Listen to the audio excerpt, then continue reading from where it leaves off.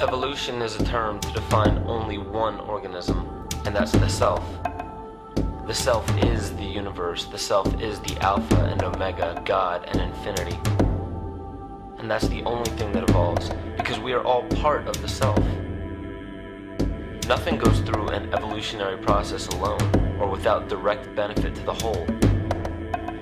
So when you begin to think that there's this controlling elite, this controlling hand behind the curtains leading the planet to destruction, when you think the end is near, the apocalypse, Armageddon, and when you think we as a species are doomed, it is not they, it is you that brought this about. And for a very good reason. You are evolving. Stop blaming everybody and everything else. Quit panicking about global tyranny and natural disaster and pay attention.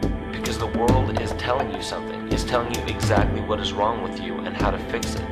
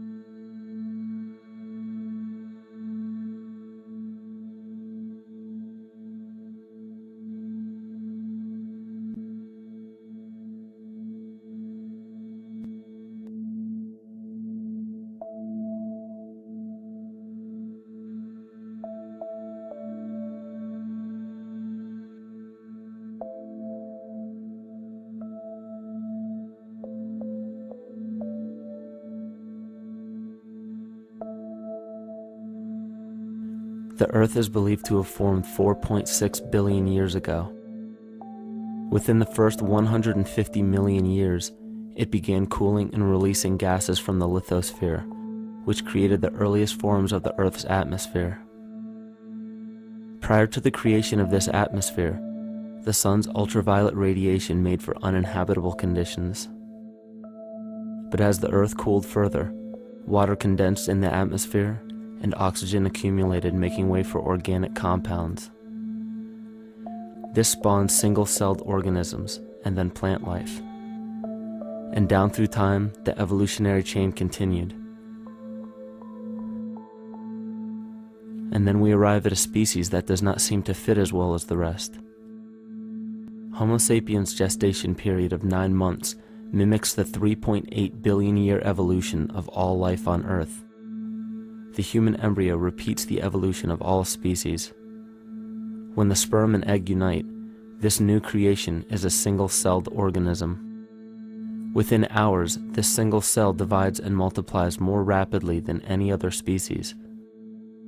4 weeks later, the embryo begins to develop gills mimicking aquatic life. A few weeks later, it develops lungs and a tail with reptilian appearance. From there, a mammal is recognizable, and then onto a primate form.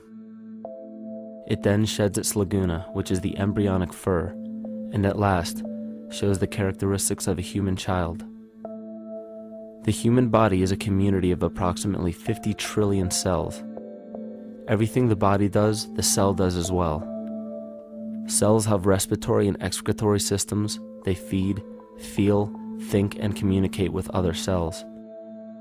Trillions of cells make up a single organism called the human body, and billions of human bodies help make up the organism we call Earth. The Earth has more similarities with the human anatomy than you may think. Earth has its own electromagnetic generation, just like the human body. Research has found that a direct current of electricity flows through perineural cells found around every nerve in the body.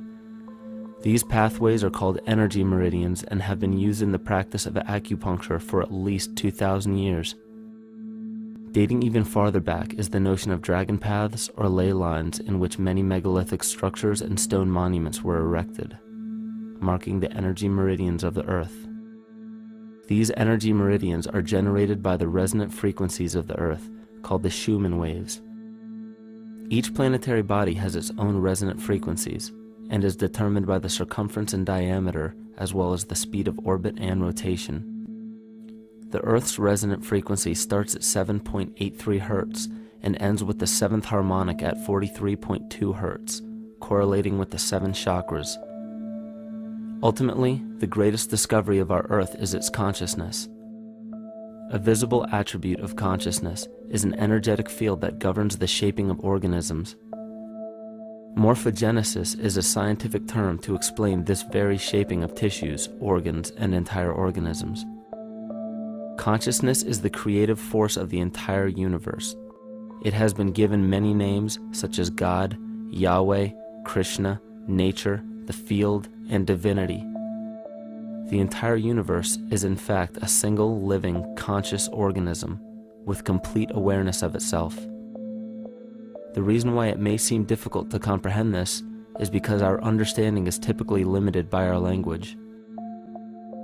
When we hear the term conscious organism, we tend to anthropomorphize its definition. By giving it human qualities, we mistakenly look past what an organism truly is in the first place.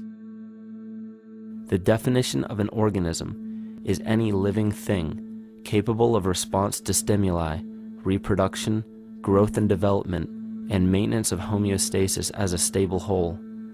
Our universe does all of these things. The consciousness of our universe is responsible for the form and purpose that all matter assumes. The Earth's resonant frequencies are a result of its form. These frequencies are responsible for biological rhythms, such as menstrual and circadian cycles, as well as behavioral and emotional patterns. The frequencies are then picked up by the flora and fauna, which are biological instruments that respond to the wave patterns. The wave patterns resonate in the cranial structure of our head and converge in the center of our brain, which is where we find the pineal gland.